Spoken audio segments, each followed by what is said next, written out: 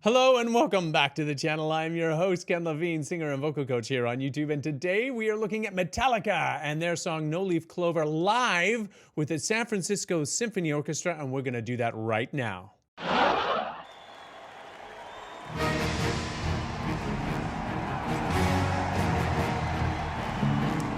who's that conductor?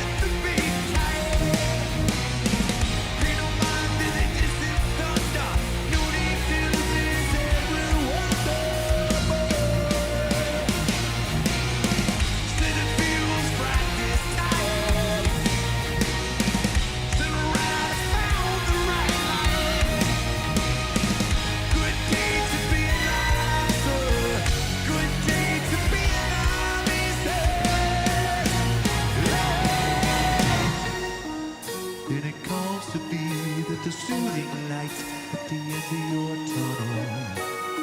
Is this a freight train coming your way? Okay, so this is interesting. Watch James Hetfield as he is basically kissing the microphone, the Shure Super 55. That's a special edition microphone that I think James prefers. I understand. I've seen it before. I've always hated those microphones, but James likes them. I guess they color his voice in a way that he finds pleasing, and that's okay. When you find a microphone that's right for you or you like, you stick with it. You tend to stick with it. The proximity effect, which is that sort of deepening and widening and thickening of that middle frequency band, has a real profound effect on the color of the voice. Doesn't seem to be affecting him too much during this performance. And there's a couple of reasons why you might want to get really close to your mic. You just want to have more of your vocal. Now, I would never advocate for doing that. As a vocal coach, I look at that and I say, you're artificially coloring your voice, maybe in a way that you don't like. For you, you hear in your monitors more you.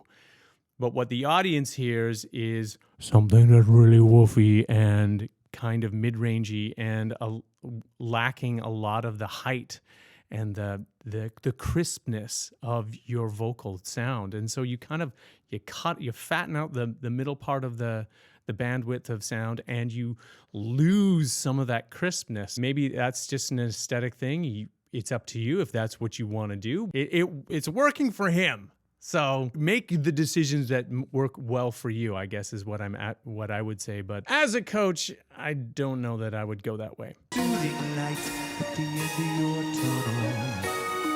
Is this a freight train coming your way? This is the freight train coming your way.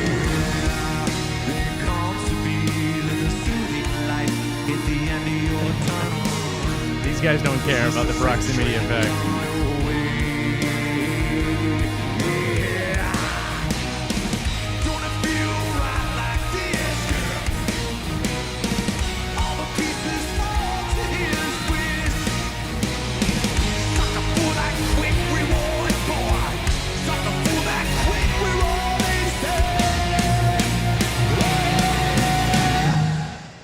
Then it comes to be the soothing light at the end of your tunnel.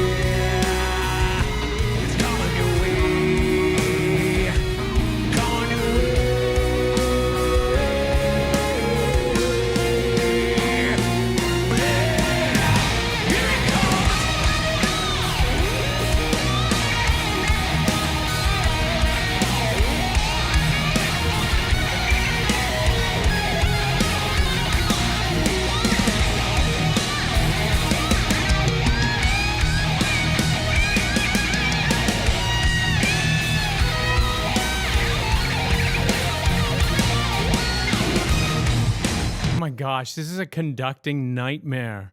I mean, it could very well be that everything is already done to a predetermined click track, and we, of course, don't hear that. From this vantage point, that the conductor, this is almost as if it's in the round. The orchestra is surrounding the band, and half of the orchestra is in behind them. The strings are behind them. And so in terms of sight lines, like, visibility is probably next to nothing. Now, they may have compensated that with technology that I can't see. Perhaps there's a monitor for the brass that might be behind the band and the rest of the string players so they can see the conductor clearly, keeping everyone on beat.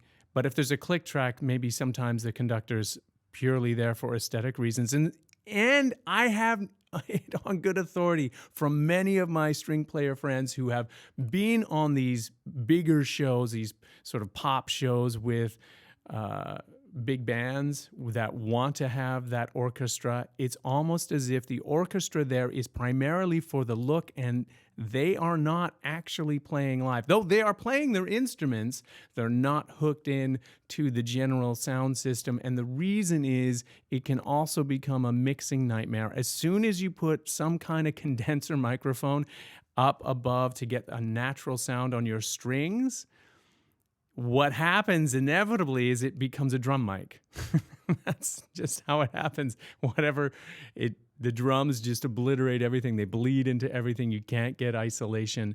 From my perspective, there's a lot of technical hurdles that they have obviously overcome. I'm curious how they did it. It doesn't take away from the performance. I broke my cardinal rule. I interrupted the guitarist during his guitar solo, so I'll shut up now and we can enjoy the guitar solo. Oh,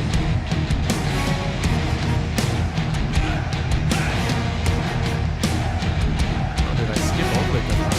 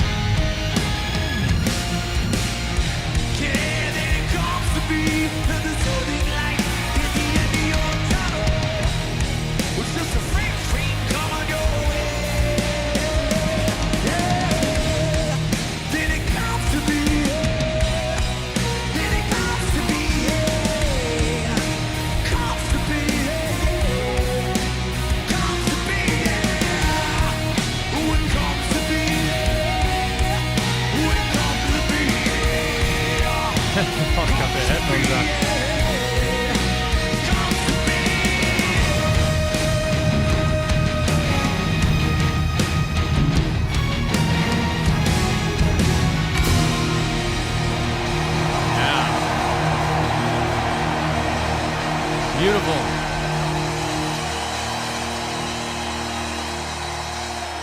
Okay, I want to go back to James's vocal here. Here we go.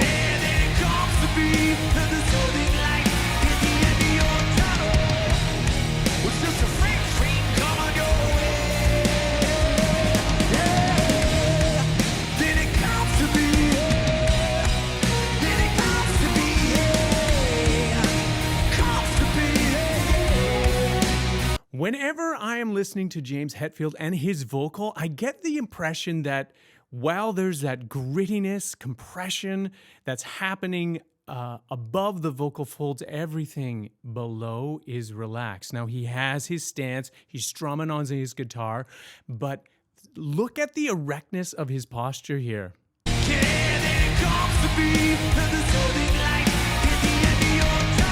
Now, this is actually ideal.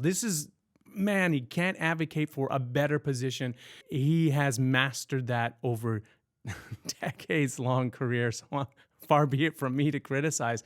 What I would say is that If this is something that you want to do and you want to learn how to capture that grit while still having that relaxation, this is something that I love to work with students on. And I guarantee you can do this. This is totally within the realm of possibility for even a beginning singer to start to master. Now, what I work on primarily is the fundamentals of posture, breathing, and then phonation and placement. And all of those things come together. And then after you've mastered that, which doesn't take an extraordinarily long amount of time, you can start to begin to play and mess with the compression to get the sound that you're after.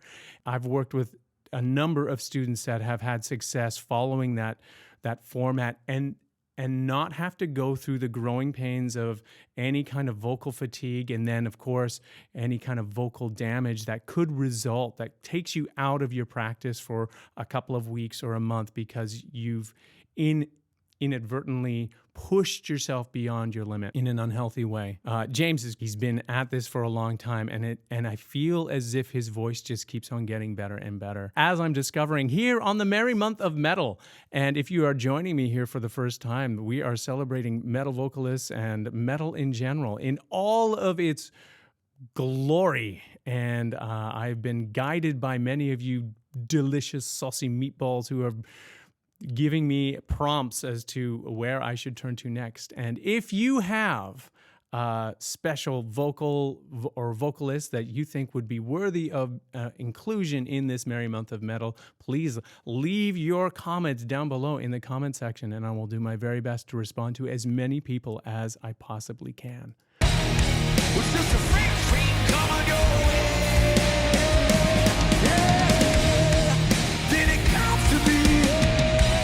So much character. Comes to me.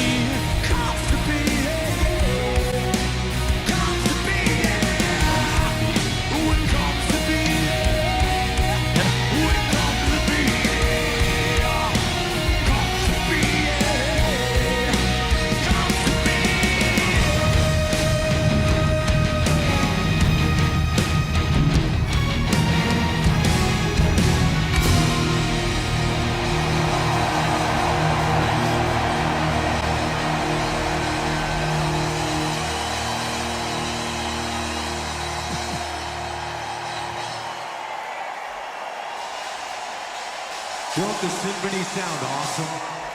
Yeah. Oh, yeah. Oh, yeah. Yes. Well, thank you very much. We had the first ending, but what about the second ending? And what about third? 11sies. All right. Thank you very much for joining me on that wonderful ride of symphonic metal with Metallica. Always learn a thing or two watching these pros at the top of their game. If you are not yet a member of this fabulous community, hey, why not consider hitting that subscribe button and the notification bell so you don't miss out on any of the great stuff that we produce here every week on the channel. And yeah, that about does it for me. If you have made it to the end of this video, thank you so much for watching, and we will see you next time.